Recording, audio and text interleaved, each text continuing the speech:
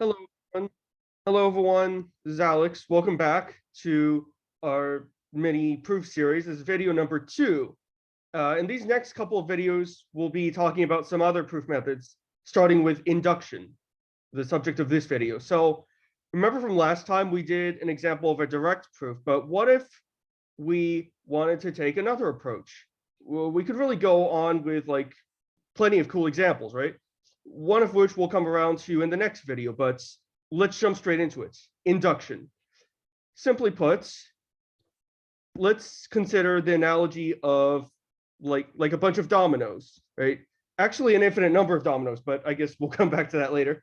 Let's say you want to topple all of the dominoes, or in other words, prove some statement. We'll call it.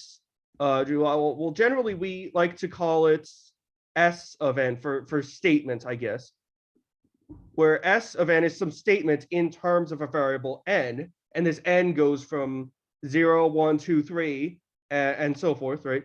For all, and usually all non-negative integers n, non-negative integers, so that includes 0. Sometimes it includes 0, sometimes it doesn't. You kind of have to tell from context. So what do we need to do first? First of all, we need to just topple that first domino in the line before everything else can topple. Otherwise, we don't get anywhere.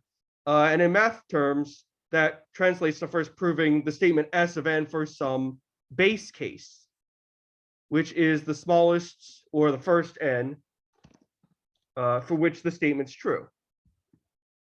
Let's maybe go ahead and actually define this, right? So then if we prove it for S of 0 or S of 1 or whatever the base case is, and if you can then show the statement's also true for the next integer n, or basically if you push one domino over, that also topples the next domino in the line, then congrats, we've just toppled all of the dominoes just by pushing the first one over. So that's how the proof by induction generally works. Okay, so what's a concrete example of this?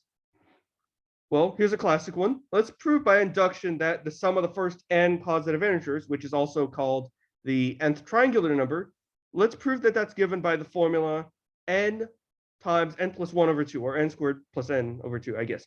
So looking at this right away, you might have some other ideas, like Gauss's method of just looking at the symmetry of 1 and n, and 2 and n minus 1 and 3 and n minus 2, and pairing them up basically to get like n over 2, if n's even anyway, n over 2 pairs of n plus 1, and you can kind of work it out similarly for when n's odd.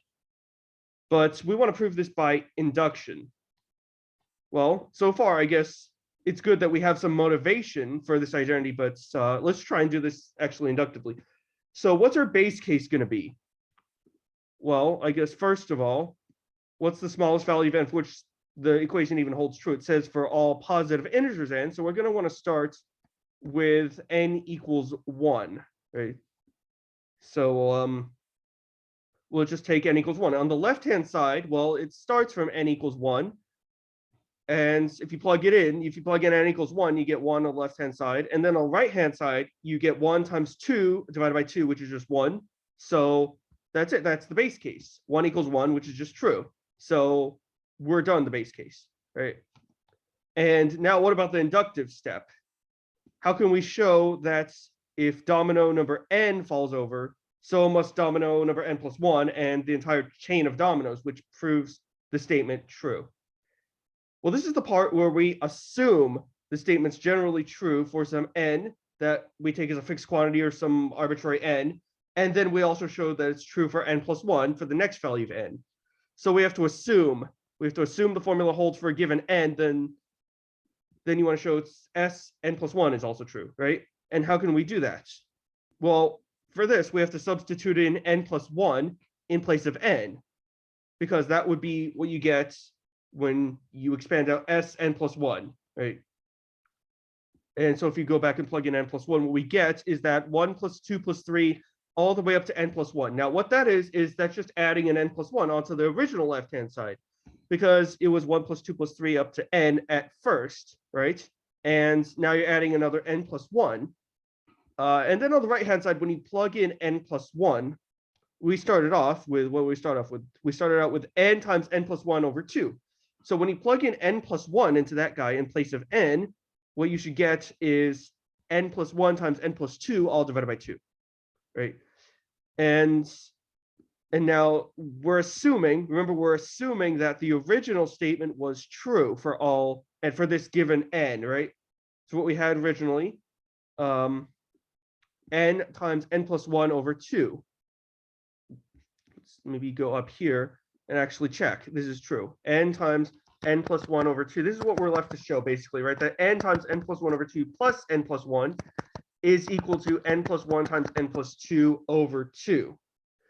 So you might be thinking, well, this guy doesn't really look that much like this guy, but sometimes we do need to do a little algebra in order to really make that connection. And in this case, it's not too bad. We can just either expand out or just be like, hey, this is n over 2 times n plus 1 plus 1 times n plus 1, which should just be n over 2 plus 1, right? And multiplied with n plus 1.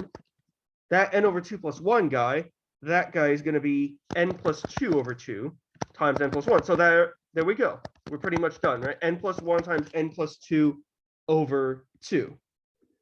And that's exactly what we wanted to show that Sn plus 1 would give. And we've just shown this is true. So we're actually done. So that's how we take care of the grunt work. And that's how you do a proof by induction. So here's a couple of exercises you can do, again, on your own time. Well, 3 of them, actually. So in our next video, we'll take a look at a rather famous example of proof by contradiction. And by the way, the exercises are also going to be in the description for the video. Until next video, I look forward to seeing all of you next time. Take care. Have a good one.